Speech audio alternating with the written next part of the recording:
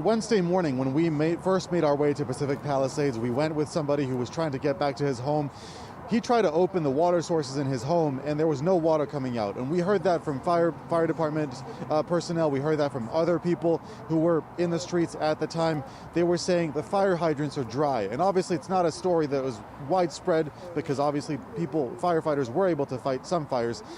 But unfortunately, there were shortages, or there were issues with the water pressure. And so the head of the water department said that essentially what happened was there was 4 times as much as the usual demand for 15 consecutive hours. But that has certainly not been enough for the governor of California, Gavin Newsom, who is not satisfied with that response and has launched an investigation, also to try to find out why the closest reservoir to Pacific Palisades was empty at the time. That reservoir, the Santa Ynez Reservoir, can usually hold up to 450 million liters of water, and authorities seem to be saying that they're trying to figure out if that reservoir had been full, whether this disaster would have played out the way it did.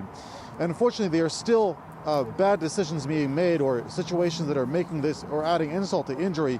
Just in the past 24 hours or so, about 20 million residents of LA County, including me, we got 2 erroneous emergency alert messages on our phones telling us to get ready to evacuate. One Thursday afternoon and one Friday at 4 o'clock in the morning. And obviously the city is already on edge. I remember waking up at 4 o'clock in the morning, trying to figure out whether this was a real alert, some kind of fire had broken out overnight and that I wasn't aware of.